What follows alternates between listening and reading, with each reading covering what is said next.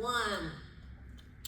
And tonight, I think I want to explore this idea of chickens coming home to roost.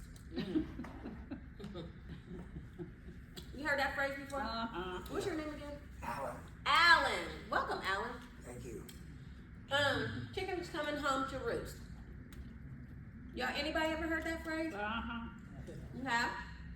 Think about Malcolm X when I hear that. Right, I do too. Famous. From his movie. Yeah, that's what I remember.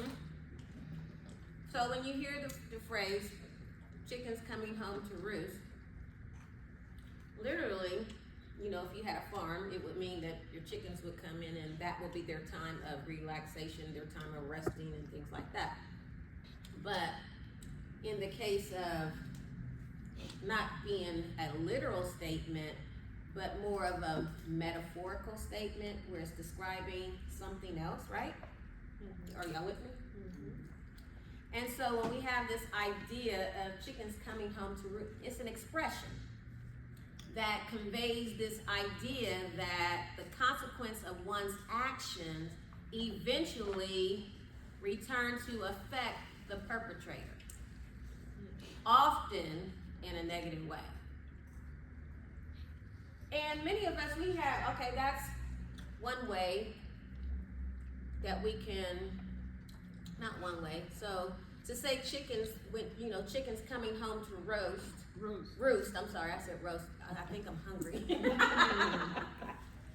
Chickens coming home to roost, but which is an expression that conveys this idea of a consequence of one's action. But what are some other phrases that we use? What about biblically? Reaping what you sow, right? Yeah. And then I'm sure we've heard this term in families or around the neighborhood, or even in a relationship, is what go around, come around. Right? What are some other? Karma. Karma's a... We've heard karma. Hey Teresa, Medina's in the house. What's happening? We are in Judges chapter 1, and we're going to be talking from this idea of chickens coming home to roost. In other words, it's an expression that conveys the consequence of one's actions. Eventually, the perpetrator, it's an effect on the perpetrator in a negative type of way. Hey. Oh, hey, Marcus. Medina is in the house today. Come through, Medina. And so Marcus is on here, and Teresa. And so, again, we're in Judges chapter 1. And so in Judges chapter 1, for those of you who were good students and you guys read ahead, Judges chapter 1, we're kind of going to focus our attention on verses 1 through 7. And here in today's text, what we find, we see here, that we land in what we call a transition. Joshua was the book before that, but what happens when we arrive in Judges, it is at the close of Joshua's leadership. Joshua has died, and now we are in a type of transition where there's no one named leader. Am I making sense? Yeah. Okay. So their leader that they've known, remember they had Moses who led them what? He led them out of Egypt, right? Yes. Through the Red Sea, and then he led them basically, well, kind of through the wilderness, but they kind of was going in circles in the wilderness, right? But then Moses dies, Joshua succeeds him, right? Right. And then Joshua is the leader of God's choice, who takes them into the promised land. But it's not an easy task because there's some fighting going on, because although God promised them that land, there was still people there that they had to get rid of. Get rid of. Yeah, you're right, get rid of. I was trying to make it nice. Get rid of. They needed to possess the land. And so Joshua takes them on this conquest, where they are warring to get what God says belong to them. But as we approach in the book of Judges, and although Joshua has died, although they had made a lot of progress, they still haven't occupied everything that God told them what God promised that they would occupy. And so they're still dealing with this group of people called the Canaanites. Mm-hmm. Are you with me? Mm-hmm. And so as we step here on the scene, what is happening here again, Joshua's dead, and then the elders are kind of the ones who are kind of taking the lead, if you will. And they know that they have to still go up against these Canaanites. And so before they go up against the Canaanites, the elders stop and they seek God to find out, who do we send up first? Mm-hmm. In other words, who do we send up from out of the tribes, the 12 tribes of Israel? Right. Who goes up first? Who is the one who's going to lead this conquest? And the answer that God gives them back is, send up Judah. I know many of us that's been in church a while, we've heard that, send up Judah. They made songs about it. And so Judah has to go up against this Canaanite king who has a record of 70 and up. Mm-hmm. You with me? Mm-hmm. 70 and up. That meant 70 wins, 0 losses. Okay? And so they pray first. The leader says, who do we want to send up? Because isn't that what we should be doing? If you know that you got to go up against an enemy that has a perfect record. I'm not talking about 7-1 or 3-2. I'm talking about 70 and up or 0. Mm-hmm. He didn't kick 70 kings behind. Y'all feel me? Mm-hmm. And so before they go up to fight, the elder said, let me check with God. I need to know who do we need to send up against this dude. Mm-hmm. And so, as a sidebar, a side note, that'll preach in itself. Mm-hmm. Notice the wisdom that they used. They stopped before they went into it. Let me talk to God about this. Yep. We're not going against somebody that we never heard their record. That would be like football. Okay, can we just keep it 100? My brother's looking at me right now like, do what you said. We haven't had a good season. Dallas hasn't had a good season. And we know that when they came up against Detroit, we kind of already knew because of Detroit's record, am I right? Mm-hmm. We kind of knew that it was going to be a wrap. Why y'all quiet? Okay. And so, and I'm sure it's other teams out there that hasn't had a great season. Maybe Cleveland Browns ain't doing too good, right? And the Steelers and whatever. Who else? Cincinnati. Right. But this particular king, he's got a record of 70 and up. Jesus. 70 and up. And so, yeah, we're going to pray. Because can you imagine what they may be feeling? Oh, Lord. Now, they've been fighting all along under the leadership of Joshua, and they was winning some wars. Mm-hmm. But now Joshua is dead, and then they're now coming up against a king whose record is impeccable. Mm-hmm. Not only is it impeccable, but he's a savage type fighter. Yep. He don't just win the war and conquer you or take you captive. He does some heinous stuff, some savage stuff. Because look at verse 7. It talks about this king. It says that he's bragging himself. He says 70 kings with their thumbs and big toes cut off. used to gather up scraps of food under my table. That's pitiful. Okay? Yeah. So not only did he kick your butt, but he cutting toes and thumbs off. Big toes and thumbs off. And so let's unpack that real quick.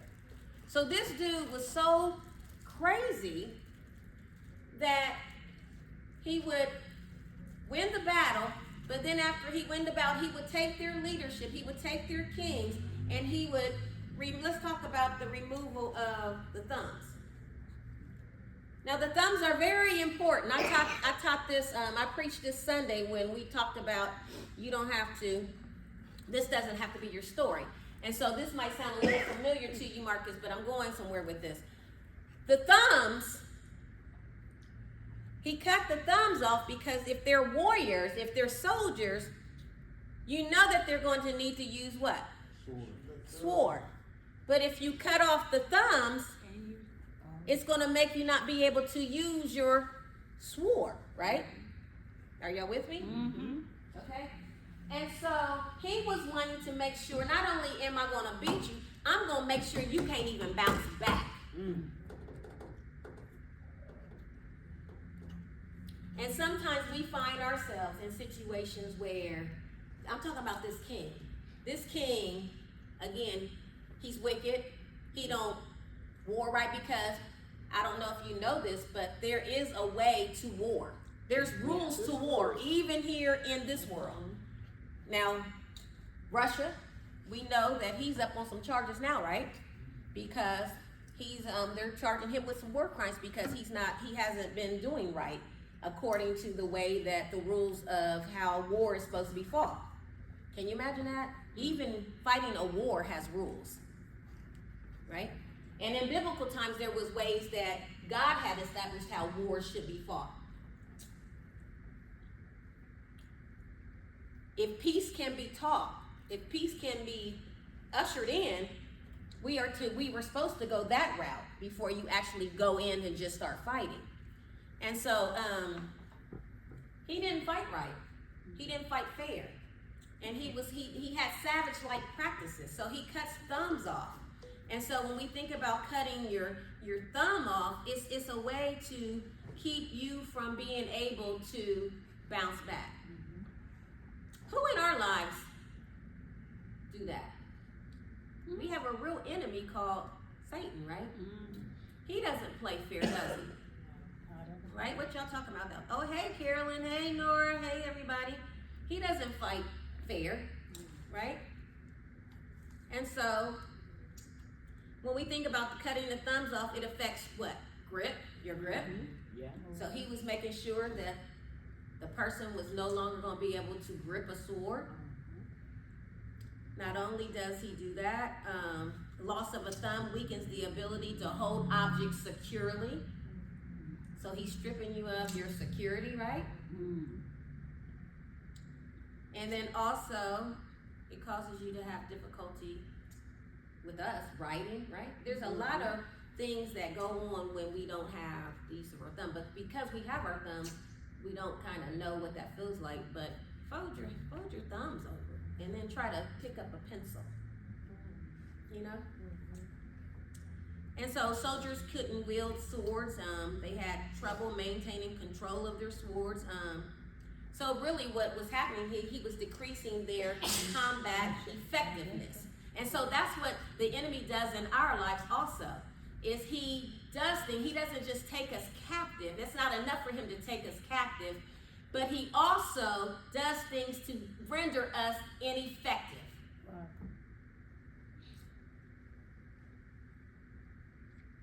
He does.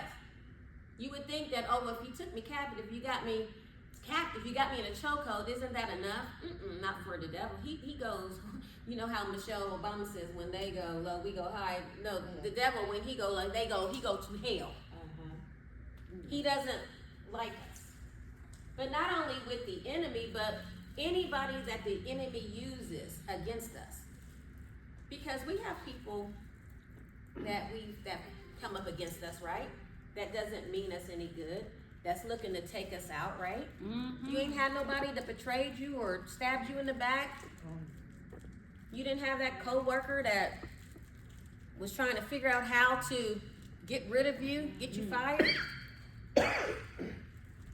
Or growing up in a neighborhood, you didn't have that bully that was always trying to take your lunch money or fight you or punk you or y'all never had that? Mm-hmm.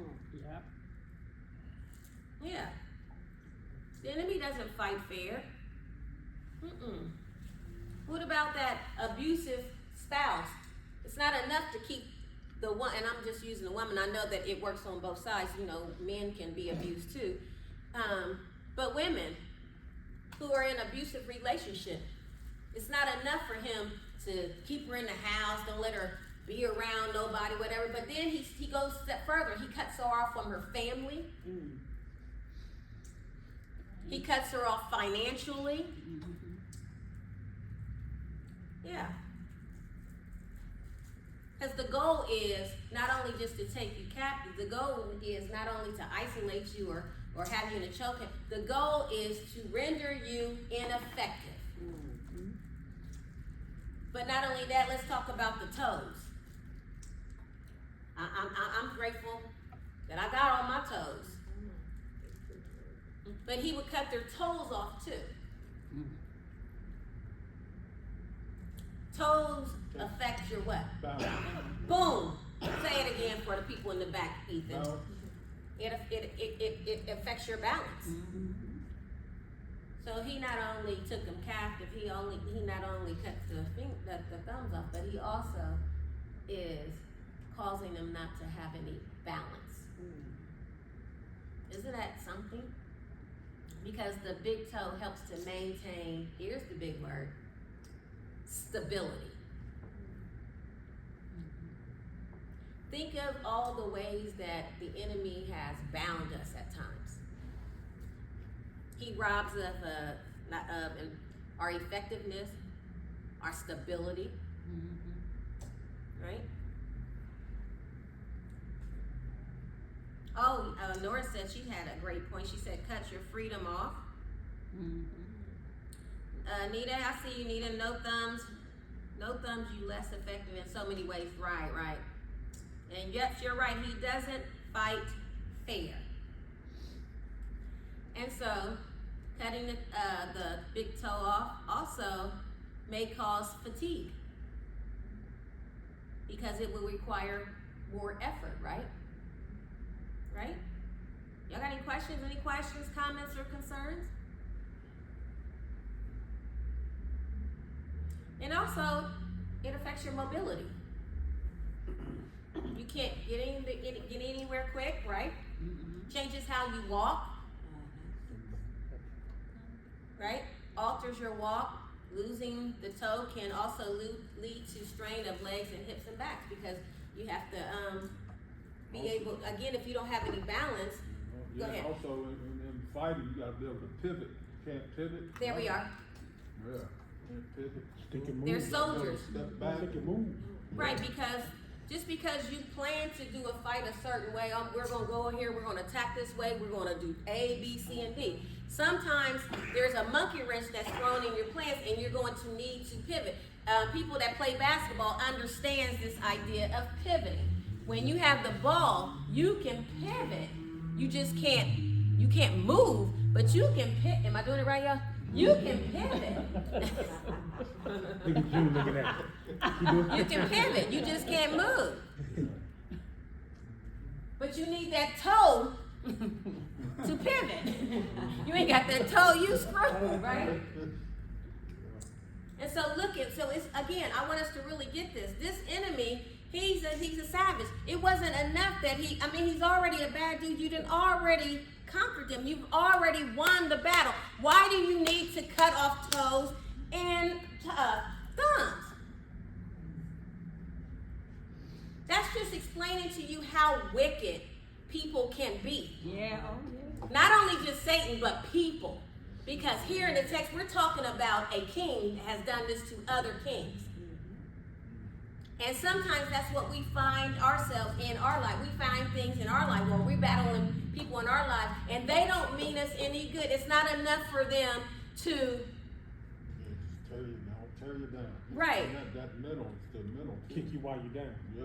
kick you right. Yeah, it's not enough. I like that, David. It's Yeah. not enough to knock you down, Yeah. but it's really, really bad when they kick you when you're down. Mm-hmm.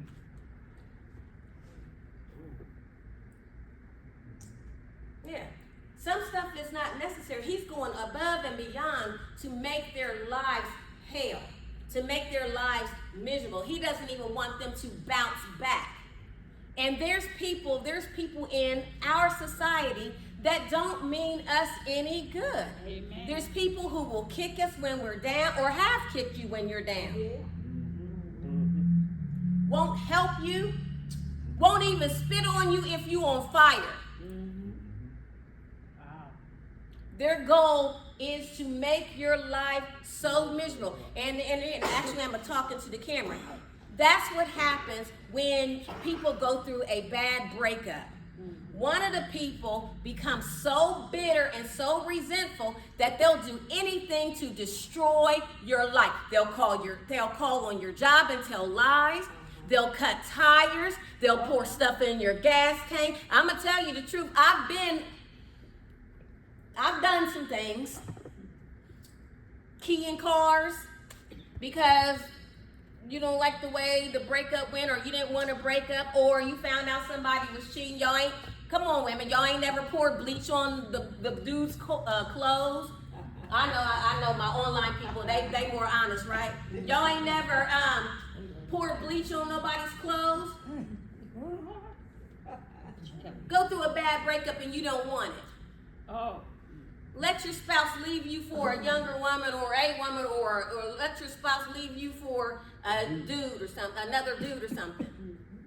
You telling me you ain't gonna go over to the person's house and try to beat the brakes off of them? I know we're Christians now. I know that, we're in a church type setting, right? Sometimes people can hurt us to the point to where we can become so bitter that we don't stop until we have destroyed their life. You don't know nobody that's willing to do any and everything to get you off your square.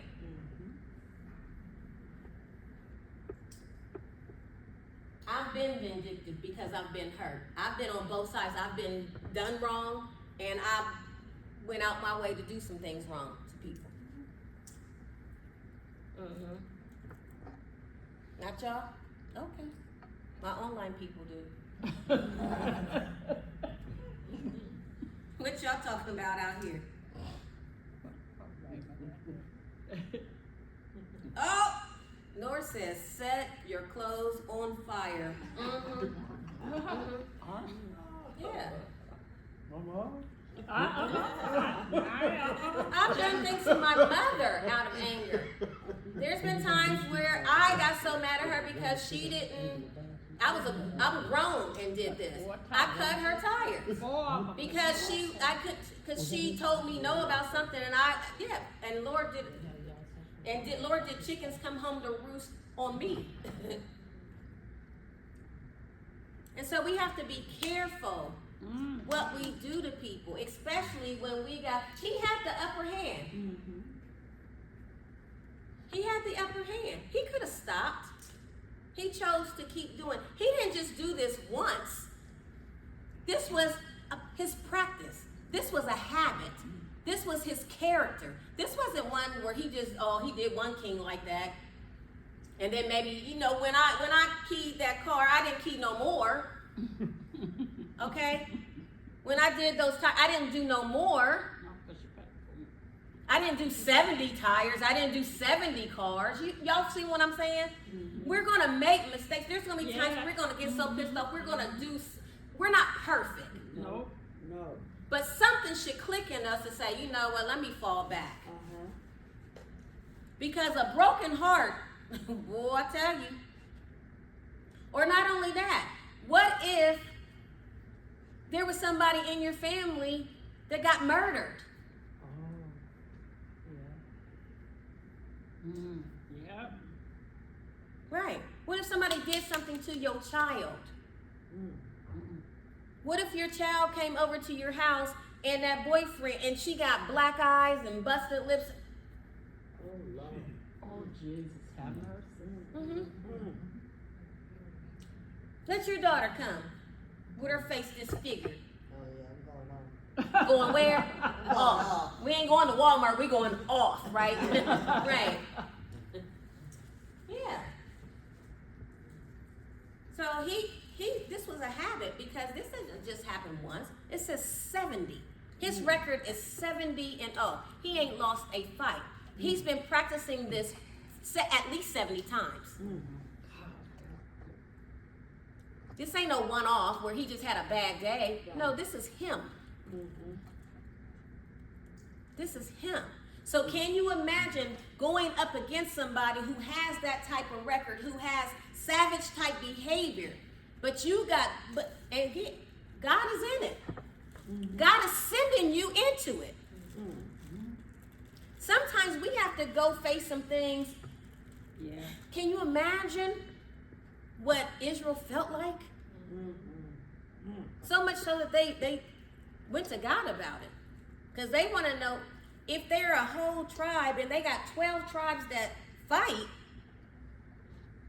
why did they have to say, who you want us to send up first? They understood what they were up against. And same is true for some of us.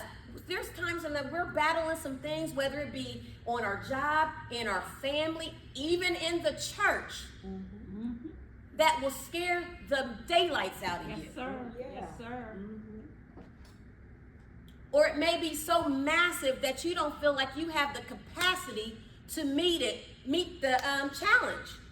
Maybe it's a mountain or a challenge that you're facing in your life, and maybe it's like this king, where this is so massive, and the record, maybe you got a court case that's coming up, and you've seen 70 people before you. The outcome has been unfavorable. I think I shared this Sunday. Some people may be having the same court case as you, and you got that same prosecutor and that same judge where other people came out and lost. That prosecutor's got a record of 70-0. But here come you.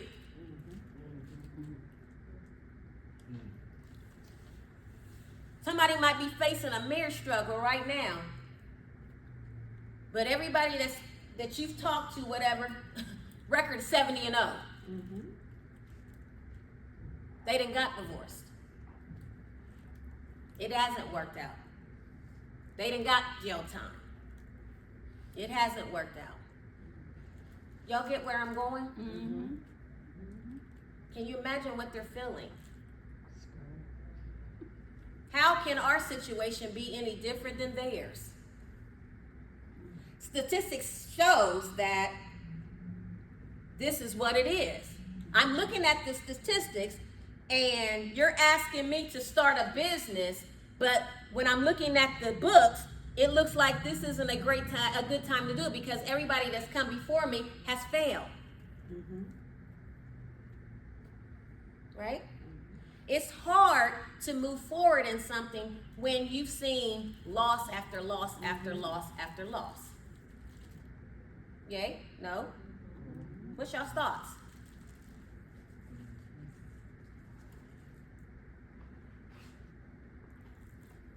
It's hard when you've seen it happen to other people, but then do you really think I can win this? Israel, do you really think I can win this? No. No, you don't. But guess what? God told them that they were going to inherit the promised land prior to them learning about this dude. But they still went back to God and said, who do you want me to send up? Who do we got that can kind of meet this challenge? And he says, send up Judah. So now we got to tell Judah they going. Can y'all imagine what Judah feels like when they look at the playbook and they say, dude, 70-0. Right now, it don't look very favorable to Dallas, right? But Sunday is coming.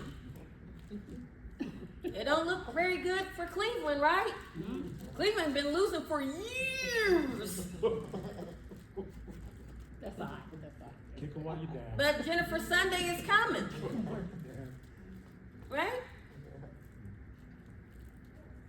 I don't know. Stretched it out too.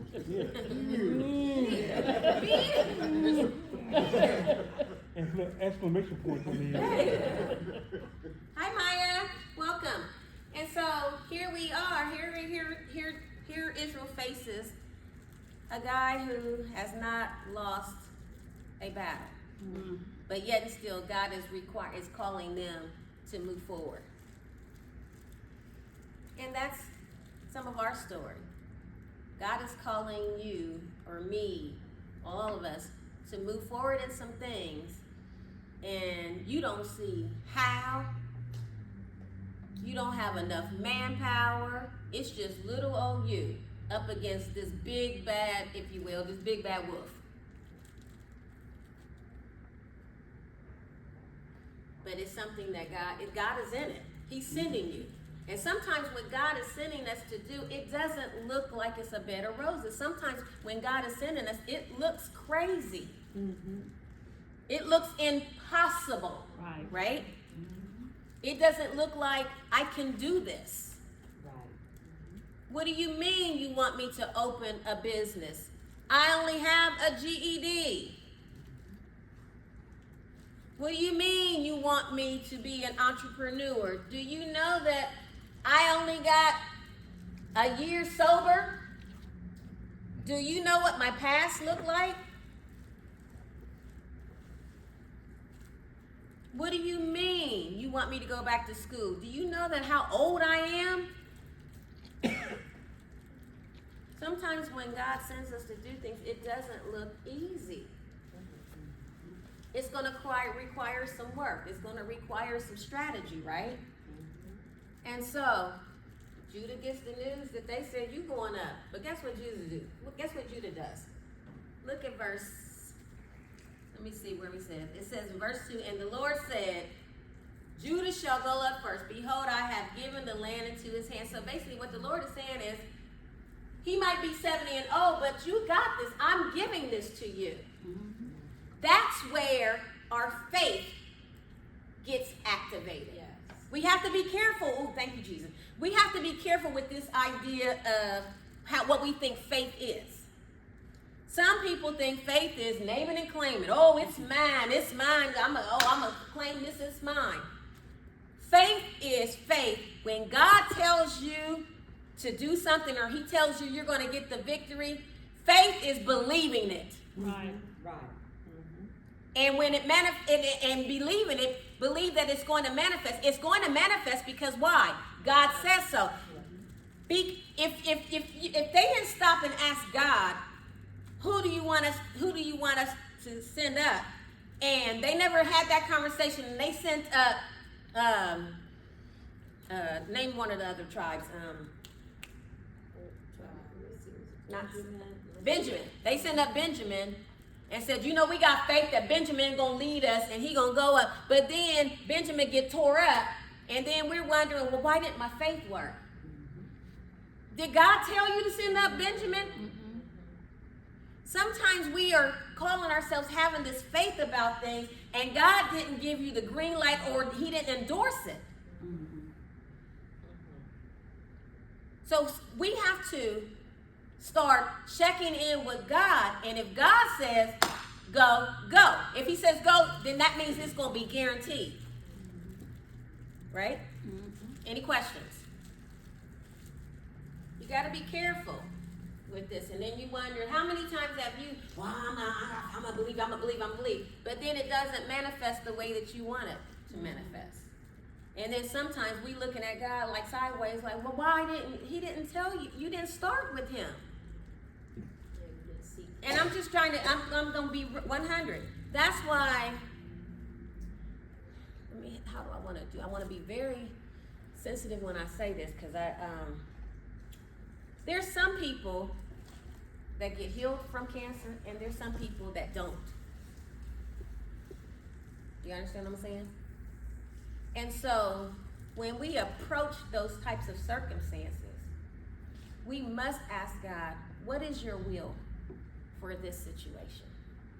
Because if it's not God's will for that healing to take place on this side of glory, I don't care how much you trying to apply your faith to it, it's not going to be so.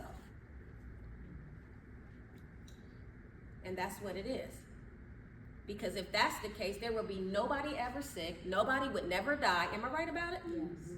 Because I don't want her to die. Can you imagine me thinking that my faith is going to keep her alive till she's 300 years old? Right? Any questions? Y'all kind of looking at me. Y'all got questions out there? So we have to make sure that when we apply in our faith, that God endorsed that. Right? All right. And so, Judah is tasked with the assignment, and they accept the assignment, but they go to the brethren tribe, Simeon. Yo, go with me.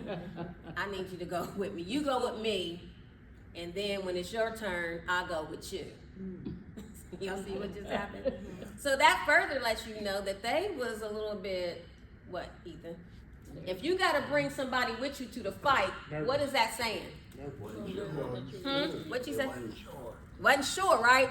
Or could it be you a little nervous? Right. Because there's times where God calls us to do things and we got some nervousness or some anxiety about it, right? Mm-hmm. So they didn't say, they was like, oh, y'all gonna send us up? I'm gonna ask my brother Simeon them to go. Hey, bro, what you doing? Y'all ever had to go fight and y'all calling somebody on the phone like, yo, meet me at such and such house, I'm about to fight. Just in case. Meet me over such and such, I'm about to fight. Yeah. Yeah, especially if it's a fight that you ain't sure that you gonna win. And so Simeon went with him. And so when we're talking about tonight about when chickens come home to roast. So they go to fight, and guess what? They win. Yeah. They win. Can you imagine if they threw in the towel before they even attempted to try? How many times do we throw in the towel before we even attempt to try? We don't even, what if who was it, Judah? Judah didn't throw a punch to see, you might land, okay? Yeah, remember them Karate Kids when he was fighting that guy, and then he was like, I can't, I'm scared. And y'all, he grabbed him and done something, and he went in and he won the Wax Karate on, Kid. wax on. Yeah. Wax Remember on, the wax Karate Kid? on. Yeah. And so he did win. They won. And guess what? Not only did they win, but it says, look at verse 6. The king, he tried to get away, but they caught up with him. And then after they pursued him, they caught him. They cut off his thumbs and his big toes.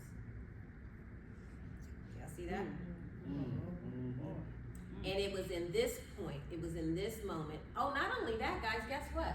He didn't just cut off their thumbs and their toes. He didn't even really feed them.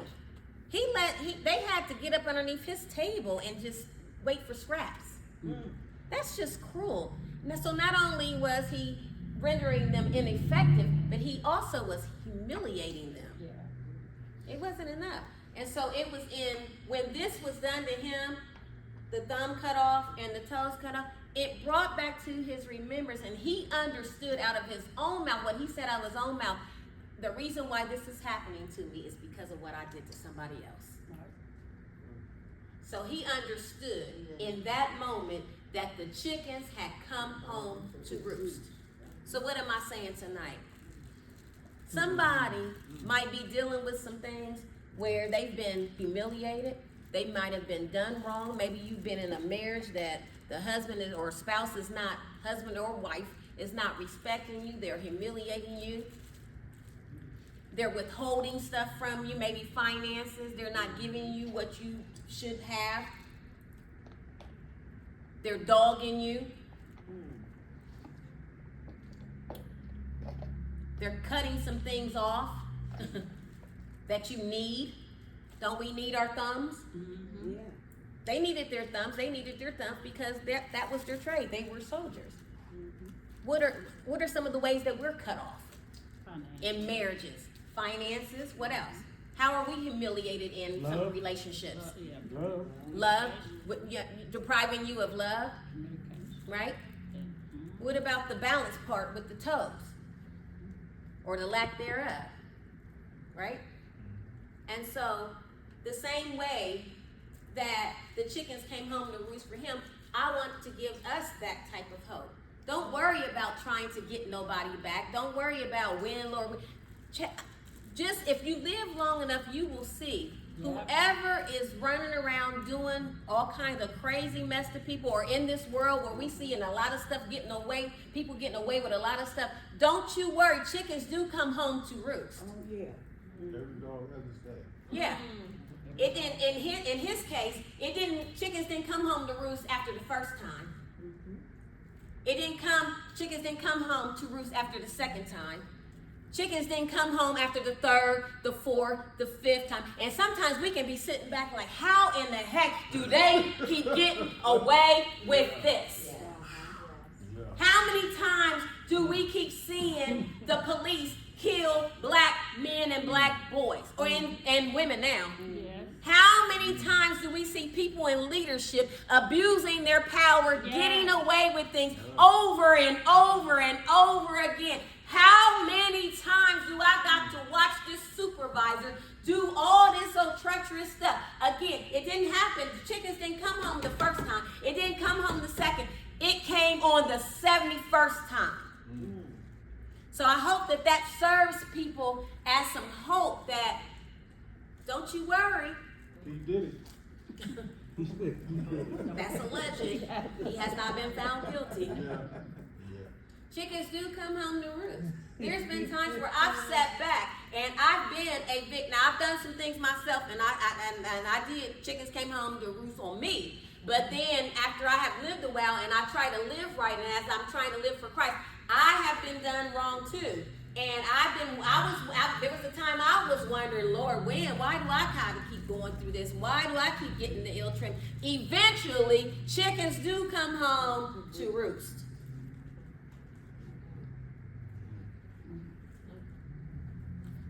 Chickens come home to roost, and guess what? Just because it happened to the 70, this is another sidebar. Just because it happened to the 70 doesn't mean it has to be your story. Just because it happened to the 70, again, Judah is proof. Judah and Simeon is proof that what happened to the 70 didn't happen to them. So we can't always judge everything by what happens to somebody else, or what happens in somebody else's relationship, what happened to somebody else in HR or in court. Just because it happened to them, just because it happened that way, doesn't mean it has to be your story. Because eventually, chickens come home to roost. Amen? Amen. What's y'all's thought?